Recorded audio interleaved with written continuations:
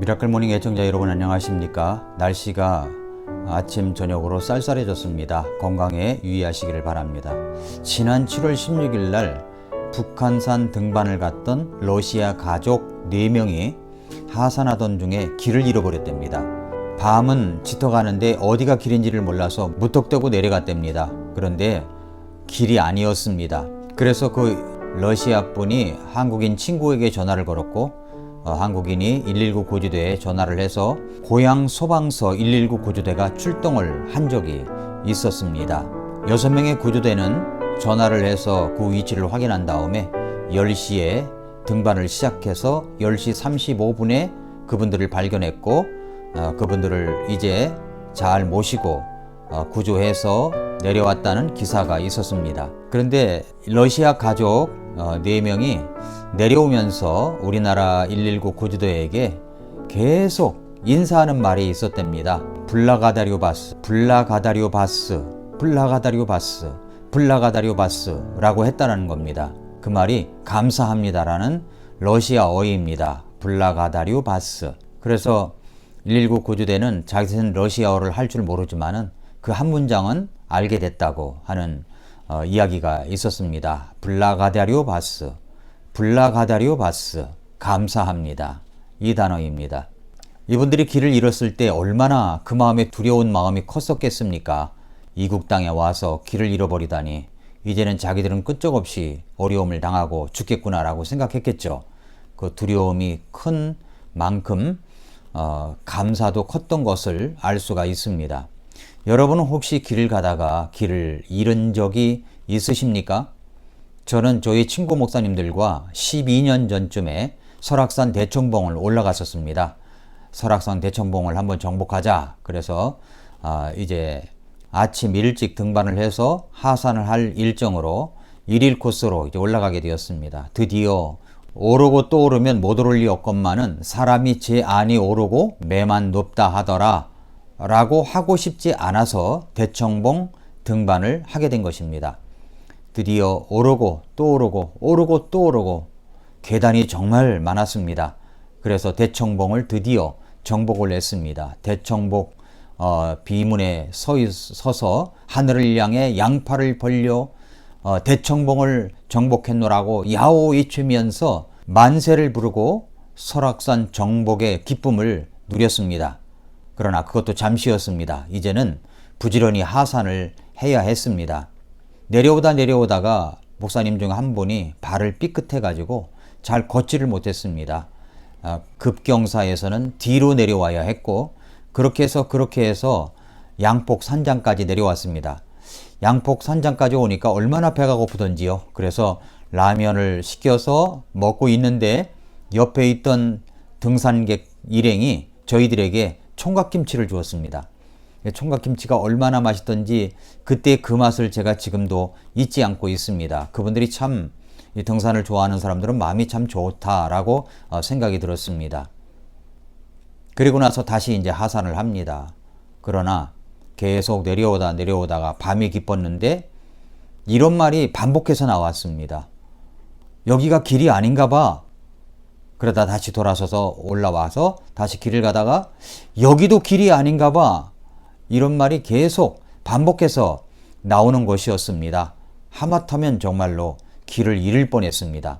그렇게 헤드라이트를 비춰가면서 내려왔는데 내려오니까 밤 11시쯤 되었습니다. 그때서야 저녁을 먹고 숙소로 돌아간 적이 있습니다.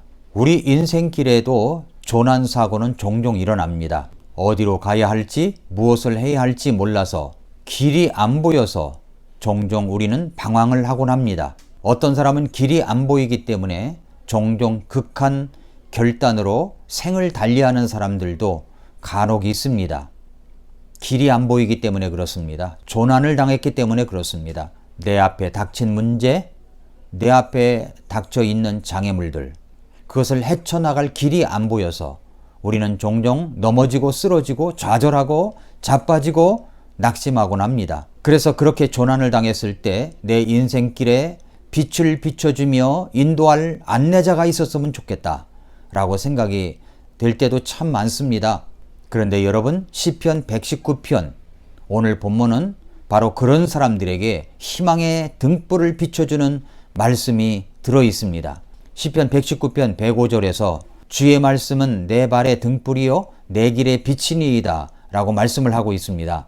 캄캄한 인생길, 어디로 가야 할지 몰라 방황할 때 내 앞에 길을 비춰주며 이리로 오라고, 이리로 가야 된다고 말씀하시는, 인도하시는 어떤 분이 있었으면 좋겠다고 생각되는데, 오늘 시편 본문의 기자는 주의 말씀이 내 발의 등불이요 내 길의 빛이라고 그렇게 감히 이야기를 하고 있는 것입니다.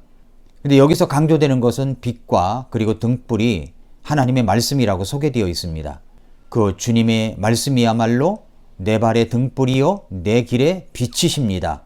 그래서 시편 기자는 오늘 본문 105절부터 112절까지 눈으로 시작되는 그 8절 안에서 이렇게 결론을 내립니다.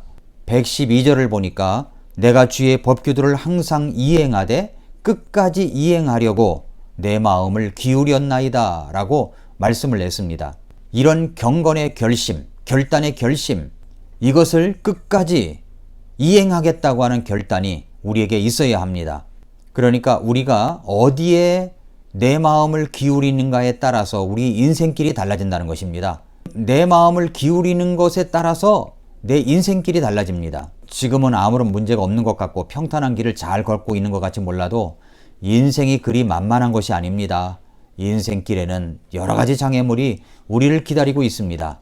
그런데 여러분의 인생길에 혹시 지금 아무런 일이 일어나지 않고 평탄한 길을 걷고 있다면 지금이야말로 여러분의 마음을 주님께, 주님의 말씀에 기울여야 할 시간입니다. 세계적인 물류회사 페덱스가 서비스 부문에서 말콤 브리지상을 수상했습니다. 그런데 이 페덱스에는 1대 10대 100의 법칙이 있다는 것입니다. 그러니까 어떤 제품에 불량이 생길 경우에 즉각적으로 고치는 데는 1의 원가가 들어가지만 책임 소재나 문책 등의 이유로 이것을 숨기고 있다면 나중에 10의 원가가 들어가고 이것이 고객의 손에 들어가 클레임이 들어온다면 100의 원가가 들어가야 된다고 하는 그런 법칙을 이야기하고 있습니다. 우리 인생길도 똑같습니다. 우리 인생길에서 아무런 문제가 일어나지 않을 때, 문제가 최소한일 때 하나님의 말씀을 듣고 올바른 길을 걸어가겠다고 결단하고 내가 주께 마음을 기울이며 그것을 이행하겠다고 하는 결단이 있다면 일의 원가가 들어가지만, 일의 대가가 들어가지만, 일의 노력이 들어가지만, 그러나 여러분이 말씀을 어기고 내 맘대로 길을 가다 보면 10의 대가, 고통이 지불돼야 되고 꾸역꾸역 계속 그 길을 걸어가다 보면 100의 대가, 고통을 지불해야 된다는 원리를 우리가 생각할 줄 알아야 됩니다.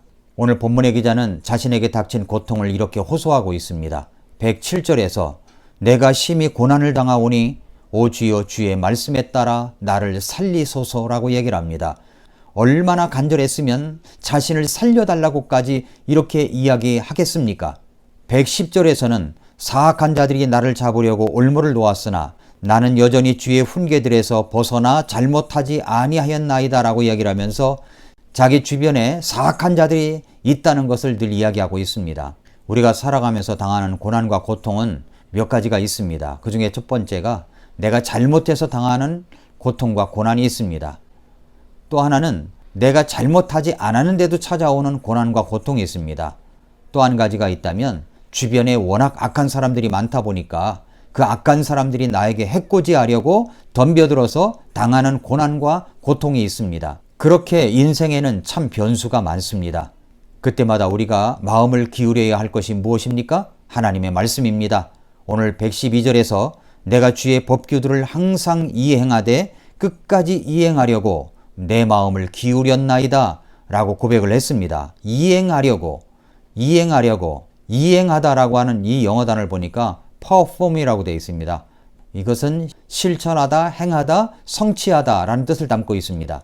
그런데 연주하다라는 뜻도 들어 있습니다. 오케스트라가 연주를 하는데 자기의 음을 내어야 할 그 시간에 그때에 연주를 하지 않고 가만히 있는다면 그 오케스트라 곡이 완성이 될 수 있겠습니까? 이행이라는 단어가 바로 그런 단어입니다. 내가 연주해야 될 때 연주를 하는 것입니다. 연주해야 할 악기는 바로 하나님의 말씀입니다. 성경 시편 119편 오늘 본문 105절과 112절 사이에는 각 절마다 하나님의 말씀을 표현하는 단어들이 들어가 있습니다. 내가 끝까지 이행하여야 할 것, 내가 끝까지 마음을 기울여 연주를 해야 할 것, 그것은 바로 하나님의 말씀입니다. 시편 119편 105절은 그 말씀이 내 발의 등불이요 내 길의 빛이라고 얘기를 했습니다. 또한 106절은 주의 말씀을 주의 의로운 판단이라고 했습니다. 주의 의로운 판단.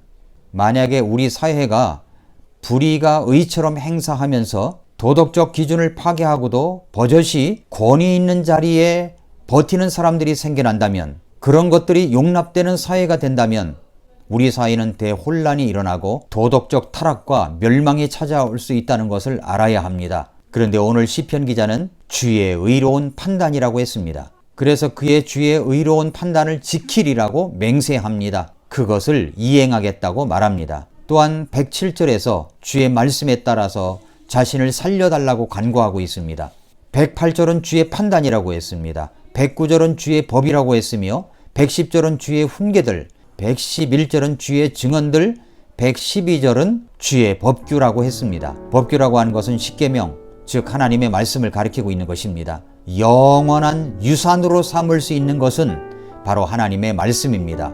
111절처럼 말입니다.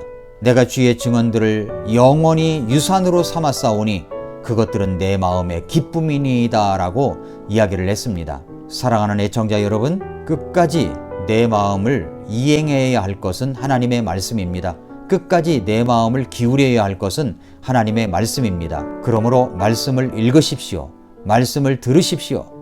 시편 119편 말씀을 꼭 필사하십시오. 그래서 시편 119편이 이 아름다운 계절, 아름다운 이 가을 10월에 여러분의 마음을 시편 119편으로 가득가득 채우는 한 달이 되시기를 바랍니다.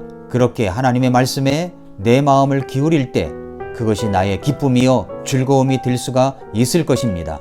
112절처럼 내가 주의 법규들을 항상 이행하되 끝까지 이행하려고 내 마음을 기울였나이다 라고 했는데, 오늘도 말씀을 끝까지 연주하려고 내 마음을 기울이는 오늘 하루, 또 하루가 될 수 있기를 바랍니다.